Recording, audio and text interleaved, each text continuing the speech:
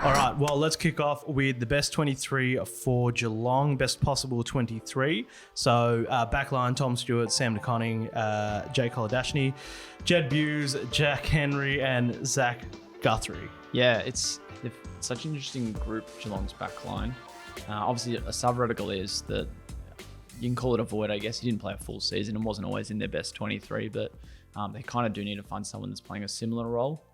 So I think, you start with DeConning and probably Jack Henry as your kind of lockdown tall options. Henry hasn't always, he's probably been undersized compared to most, but does do the job quite nicely. Guthrie in college hasn't kind of those medium to smaller size guys. Jed Buse, the small lockdown defender.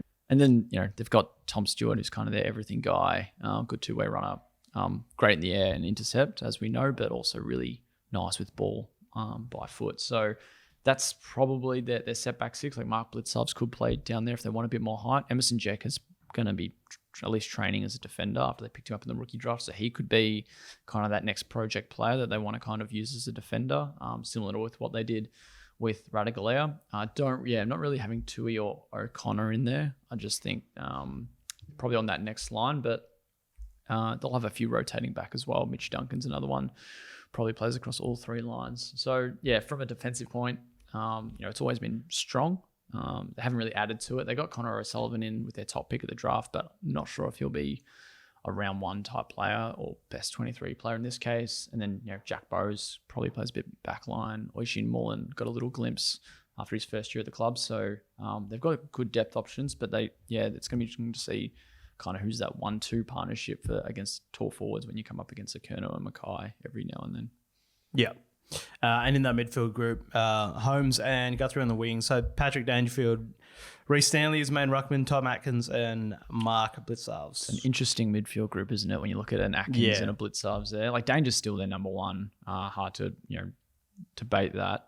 Atkins second in the Brown in their best and fairest, I should say. Mark Blitzovs is just that utility guy who can really float anyway. Like you could put him anywhere in this team. Like you could have had him at centre half back, could have had him on the wing.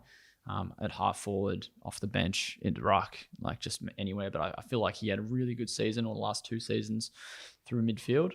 Could play more of an outside role, just given might be lacking a little bit of run on the outside, I think, with the loss of Isaac Smith.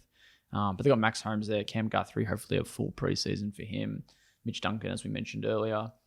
Stanley's probably the standout ruck option for them. Like Toby Conway, had a debut late into the year, but probably isn't quite there yet to hold down the fort. So you'd think, it's going to be Danger and Atkins doing a lot of the damage. Max Holmes should be playing a bit more inside football. Tannen Bruin, another one, probably coming off the bench as well.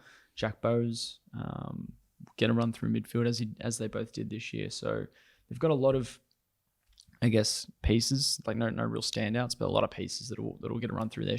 Sean Manners obviously an interesting one to see how they use him, if he comes through the middle, or if he's more of that attacking half forward type. I think you'll get a nice balance there. So you've got him as a sub, but not straight in. Yeah, I like it'd be silly if they didn't have him in their plans for next year, given you're drafting him at 26. But whether he's a walk-up start, it's going to be interesting to see.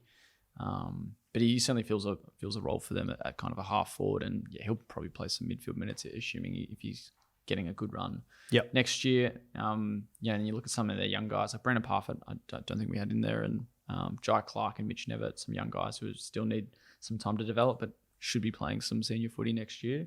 And George Stevens is probably one of those more ready-made draftees that'll come through the ranks. He already has senior experience, VFL experience.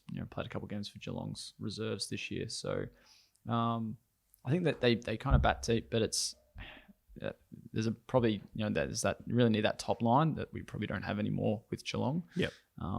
So that they're probably lacking in that star talent, but they've got guys coming through. It's just going to be really interesting to watch, see how they perform this year, next year. Yep. And running out that forward line, so Brian Myers, Jeremy Cameron, Gary Rowan, Tyson Stengel, Tom Hawkins, and Brad Close.